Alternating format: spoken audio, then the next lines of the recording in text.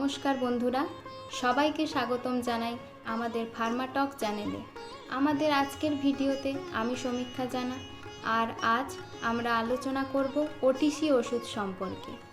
আমাদের অনেক সময় ছোটোখাটো শারীরিক সমস্যা, যেমন ধরুন জ্বর, সর্দি, কাশি, অ্যালার্জি হলেই আমরা ওষুধের দোকান থেকে কিছু ওষুধ কিনে নিয়ে চলে আসি, যেগুলোকে ওটিসি ওষুধ বলা হয়।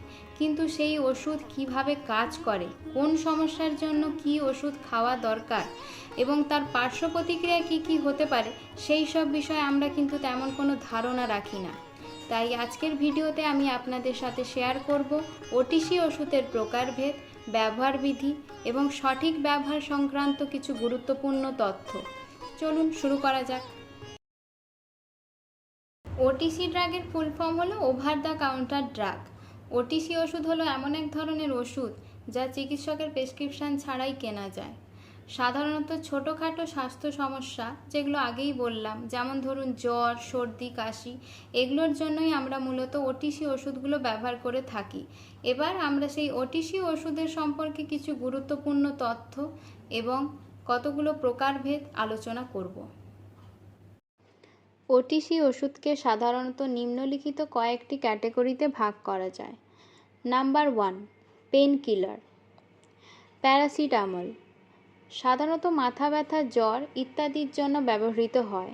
আইবুপ্রোফেন হালকা থেকে মাঝারি ব্যথা এবং ইনফ্লামেশন কমানোর জন্য ব্যবহৃত হয়। Number 2, antihistamine.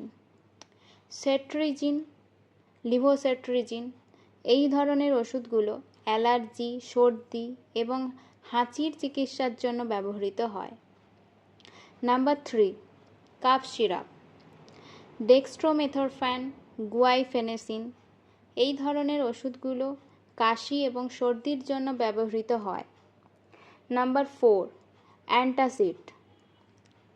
Ranitidine, famotidine, sodium bicarbonate এইগুলো সাধারণত অ্যাসিডিটি, গ্যাস এবং বুক জ্বালা পোড়ার জন্য ব্যবহৃত হয়।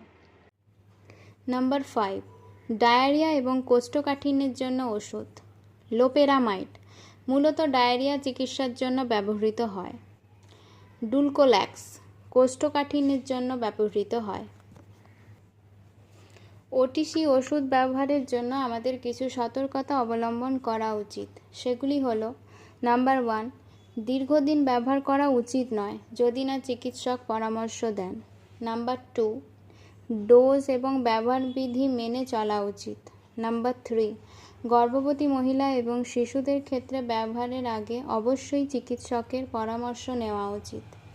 নাম্বার 4, অন্যান্য ওষুধের সাথে পার্শ্ব প্রতিক্রিয়া হতে পারে, সেই ক্ষেত্রে ওষুধের লেবেল পড়ে বা ফার্মাসিস্টের সাথে পরামর্শ করে ওষুধ গ্রহণ করা উচিত।